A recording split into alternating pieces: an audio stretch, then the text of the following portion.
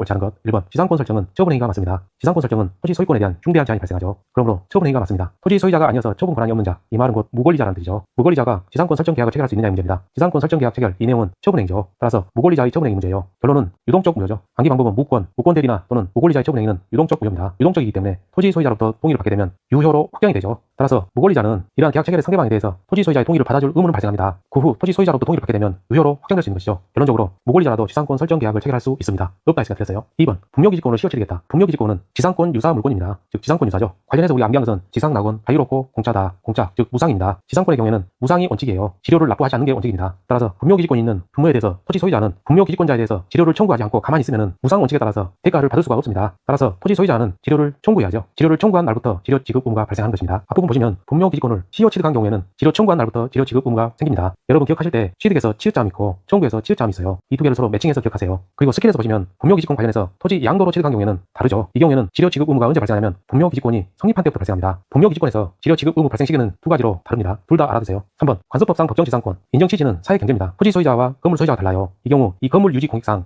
관습법상 법정지상권이나 법정지상권이 인정이 되는 거예요. 만일 건물주에게 이 토지 사용 권한이 없다면 법정지상권이나 관습법상 법정지상권이 인정되지 않는다면 토지 소유자는 건물주에 대해서 건물 철거를 청구할 수 있거든요. 따라서 건물주로 하여금 법정지상권 등을 인정함에 의해서 건물을 철거당하지 않도록 보호해 주는 것이죠. 그래야지만이 사회경제적으로 건물이 한 개라도 더 있으니까 유리한 겁니다. 결론은 건물을 헐지 않고 유지하는 게 목적인 거예요. 따라서 앞으로 여러분들은 이러한 문제를 풀 때 건물을 헐지 않고 유지하는 방향으로 판단하시면 그게 정답 확률이 90% 이상입니다. 3번 토지와 건물을 함께 맺어 있어요. 키워드는 건물도 같이 팔았습니다. 이 말은 곧 건물주 입장에서는 향후에 토지 사용권은 필요가 없다는 뜻이에요. 토지 사용권이라는 것은 법정지상권, 관습법상 법정지상권의 문제입니다. 건물까지 같이 팔아버렸기 때문에 이 사람에게는 관습법상 법정지상권을 인정할 필요가 없습니다. 그러나 만일에 여기에서 지문을 살짝 바꾸면 이 부분을 삭제합니다. 토지만을 매각하면서 건물 철거 특약을 하지 않았어요. 그 경우에는 건물 소유자를 위한 관습법상 법정지상권이 인정됩니다. 4번 동일인 소유에 속하는 토지와 건물 그림을 그리면 이렇게 되죠. 분모가 토지이고 분자가 건물입니다. 동일인 소유니까 이런 그림을 표시할 수 있죠. 매매가 있었고 그 소유자를 달리하게 되었다. 토지 소유자와 건물 소유자가 달라졌다는 뜻이에요. 이 경우에 있어서는 토지만 매각되었죠. 건물은 매각되지 않고 그대로입니다. 이 지문을 자세히 보시면 토지나 건물 둘 중에 한 개만 팔렸다는 뜻이에요. 토지나 건물 둘 중에 한 개만 팔려서 토지의 소유자와 건물의 소유자가 달라졌다는 뜻입니다. 이를 그림으로 나타낸 게 이거예요.